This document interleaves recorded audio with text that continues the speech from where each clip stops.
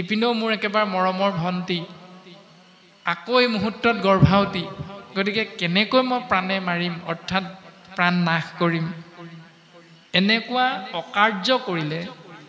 মোৰ এতিয়া যিমানখিনি শ্ৰী যশ সমস্তখিনি কীৰ্তি লুপ্ত হৈ যাব সমাজত অপযশলৈ ৰূপান্তৰিত হৈ যাব কংসই ভাবি আছে ৰাম হেন ক্ৰূৰ কংস কৰৈ যিটো প্ৰাণী জীৱনে মৰা সিজনা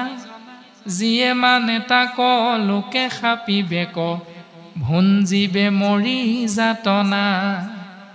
উপযোগ হৰি মাৰি বহু ধৰি থাকো অপেক্ষা কৰি হেন মনে গুণী ৰহিলা গৃহত ভয়ে নিদ্ৰা পৰিহৰি ভয়ে ভয়ে খাইছে ভয়ে ভয়ে শুইছে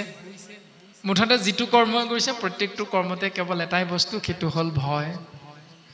জন্ম হওকচোন বাৰু পাছত দেখা যাব কি হ'ব কেৱল ভয়ৰ মাজত কংসই অৱস্থান কৰি আছে ৰাম বৈখন্তে হুৱন্তে ভুঞ্জন্তে ভ্ৰমন্তে হৰিক চিন্তে সদায় সকলে জগত হৰিময় দেখৈ সুখ শান্তি তাৰ নাই এতিয়া কংসৰ চিন্তাটো প্ৰকাশ কৰিছে পদবন্ধে খাওঁতে শুওঁতে বৈখন্তে হুৱন্তে বহোঁতে শুওঁতে ভুঞ্জন্তে ভ্ৰমন্তে খাওঁতে ভ্ৰমণ কৰোঁতে অৰ্থাৎ খাওঁতে শুওঁতে উঠোঁতে বহোঁতে খোজে কাটলে বাক্যে বচনে প্ৰত্যেক মুহূৰ্ততে এটাই চিন্তা সেইটো হ'ল কেৱল কৃষ্ণ বিষ্ণু হৰি ৰাম কিন্তু ভাৱনাটো কি ভয়ত ভাবিছে আৰু সকলে জগত হৰিময় দেখৈ সুখ শান্তি নাই কোনোবা এজন যদি আহিছে বোলে ৰাজন ভালনে এই বুলি যদি সুধিবলৈও কোনোবা এজন আহিছে কংসই সেইজনকো কৃষ্ণই দেখা পাই গৈছে এইটো কৃষ্ণই আহিছে নি আকৌ মোক মাৰিবলৈ যিকোনো প্ৰকাৰে প্ৰত্যেক বস্তুতে কংসই কৃষ্ণ তত্ত্বকে দৰ্শন পাই আছে সেইটো হ'ল কংসই কৰা অজ্ঞানবশত ভক্তি যাৰ বাবে কংসই মৃত্যুৰ লগে লগে হাৰূপ্য মুকুতি লাভ কৰিব পাৰিছে মৃত্যুৰ লগে লগে কংসই হাৰূপ্য মুকুতি লাভ কৰিছে কংসইটো ভয়তহে ভাবিছিল যদি এজন হৰিধাৰী জীৱাত্মাই কৃষ্ণৰ নাম ভয়ত ল'লেও এই সংসাৰৰ পৰা তৰি যাব পাৰে তেতিয়াহ'লে আপুনি আমি জানি বুজি যদি কৃষ্ণ বুলি কওঁ আমি যে তৰি নাযাম তাৰ কিবা মানে আছে নি আমিও তৰি যাম সেই দৰ্শনটোকে ভাগৱতে আমাক সিদ্ধান্ত দিছে মাত্ৰ তাত থাকিব লাগিব সুদৃঢ় বিশ্বাস কংসৰ সুদৃঢ় বিশ্বাস আছিল যে কৃষ্ণৰ হাতত মই মৰিমেই যদি পাৰোঁ কৃষ্ণই মোক মৰাৰ আগতে মই তাক মাৰিম সেই আশাটো পুহি ৰাখিছিল মাত্ৰ কিন্তু ধ্ৰুৱ সত্য কংসই জানিছিল আকাশবাণী যেতিয়া হৈছে মই মৰিম কৃষ্ণৰ হাততে সেইকাৰণে প্ৰত্যেক মুহূৰ্ততে কৃষ্ণ বিষ্ণু হৰি ৰাম এই নামকে আশ্ৰয় কৰি কৰি যাকে লগ পাই কেৱল কৃষ্ণহে দেখে খাবলৈ যাওঁতেও আগতীয়াকৈ গৈ কৃষ্ণ খাই থকাহে দেখে শুবলৈ যাওঁতেও বিচনাখনত আগতীয়াকৈ কৃষ্ণ শুই থকা দেখে সিংহাসনত বহিবলৈ যাওঁতে কৃষ্ণকে আগতীয়াকৈ বহি থকা দেখে যেনিয়ে চাই যিফালে যায় কেৱল মাত্ৰ কৃষ্ণ কৃষ্ণ কৃষ্ণ মাথোন কৃষ্ণ পাছে ব্ৰহ্মাহৰ ত্ৰিদশে সহিতে নাৰদ প্ৰমুখ্যে ঋষি তুতি কৰিবাক লাগিলা বিষ্ণুক সেহি বন্দীশাল পখী তাৰপাছত সেই যি কাৰাগাৰত দৈৱকী বসুদেৱক কংসই ৰাখিছিল সেই কাৰাগাৰত আহি ব্ৰহ্মাকে ধৰি ত্ৰিদশ দেৱতাই ইষ্টদেৱ কৃষ্ণ তত্ত্বক সেৱা কৰিবলৈ স্তুতি কৰিবলৈ লাগি গ'ল এৰামে তুমি সত্যব্ৰত মুখৰ সাধন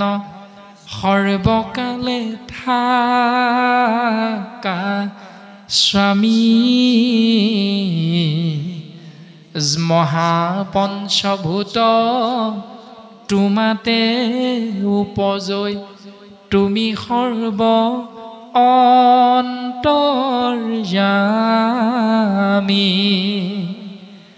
ৰাম ৰাম সৃষ্টিৰ অন্তত তুমি মাত্ৰ থাকা সমতাক প্ৰৱৰ্তাই তোমাৰ চৰণে পখিলো শৰণে ও তুমি বিনা গতি নাই ৰাম প্ৰকৃতি আশ্ৰয়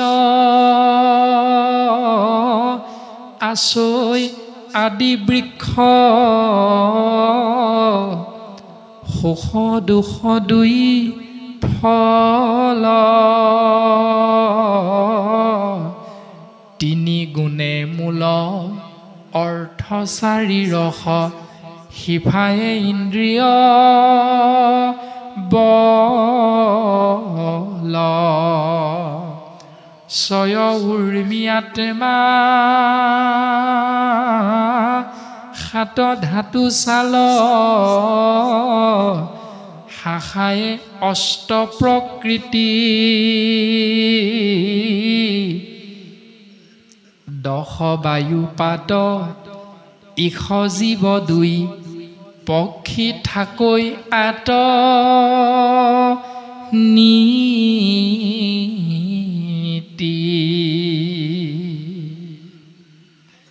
ব্ৰহ্মাদেৱৰ সহিতে ত্ৰিদশ দেৱতাই প্ৰভু ভগৱন্ত ইষতত্বক স্তুতি কৰিছে যে হে প্ৰভু তুমি অন্তৰ্যামী তুমি সত্য তোমাতে সৃষ্টি তোমাতে স্থিতি তোমাতে সংহাৰ ক্ষিতি অপ মৰুত ব্যোম তেজ মাটি পানী বায়ু অগ্নি আকাশ এই পঞ্চভূত তোমাতে জন্ম হৈছে আৰু এই পঞ্চভূততে তুমি প্ৰকাশমান হৈ আছা তোমাতে সকলো আছে আৰু সকলোতে তুমি আছা সৃষ্টিৰ অন্তত সৃষ্টিৰ আদিত সৃষ্টিৰ মধ্যত সমস্ততে সমতাক প্ৰৱৰ্তন কৰি তুমিয়ে প্ৰকাশমান হৈ আছা প্ৰভু তোমাৰ চৰণত আমি শৰণে পখিছোঁ কিয়নো তুমি বিনে অগতিৰ গতি আৰু নাই প্ৰভু প্ৰকৃতি পঞ্চভূতেৰে নিৰ্মিত অৰ্থাৎ এজোপা বৃক্ষৰ কথা কৈছে একজোপি বৃক্ষ আছে জগতক জুৰি তললৈ ডালপত্ৰ ওপৰলৈ গুৰি এজোপা বৃক্ষ আছে সংসাৰত বৃক্ষজোপাৰ লক্ষণটো কেনেকুৱা ডালপাতবিলাক তললৈ আছে আৰু গুৰিটো ওপৰ ফালে আছে সেই বৃক্ষজোপাৰ নাম কি মানুহ মানুহ নামৰ বৃক্ষ গুৰিটো এইটো ওপৰলৈ আছে আৰু ডালপাতবিলাক তললৈ আছে ডালপাত কোনবিলাক দশ বায়ু পাত আমাৰ শৰীৰটোত 10টা প্ৰাণবায়ু আছে সেই 10টা প্ৰাণবায়ু দেৱদত্ত ধনঞ্জয় নাগ কিংকৰ এনে ধৰণে 10টা বায়ু আছে আৰু সেই 10টা বায়ুক শাস্ত্ৰই কৈছে একো একো শিলা এই হৰিৰূপী বৃক্ষজোপাৰ পাত তাৰ পাছত 7 ধাতু ছাল সহিতে অষ্ট প্ৰকৃতিযুক্ত এই শৰীৰটোত 3 গুণ আছে সত ৰজ তম মূল বুলি সিদ্ধান্ত দিছে অৰ্থ ৰস চাৰি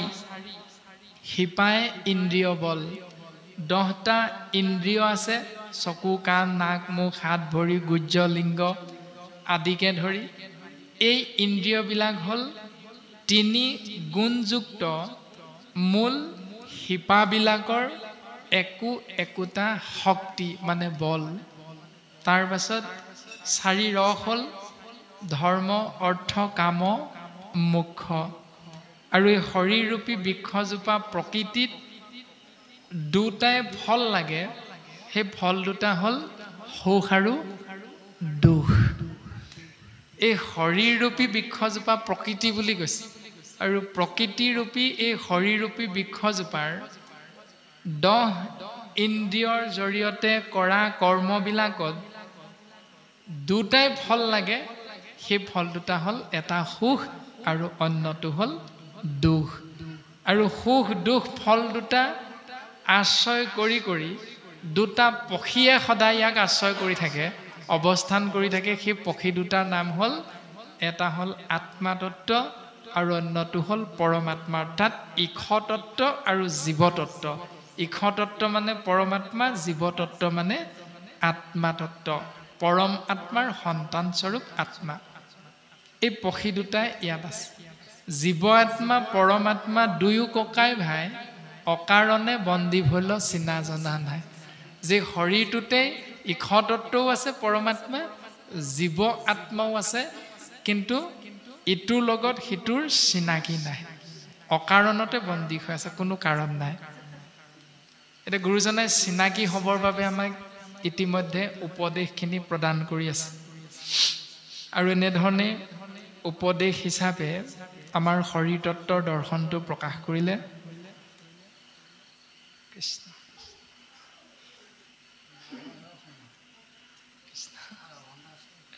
নটি তলা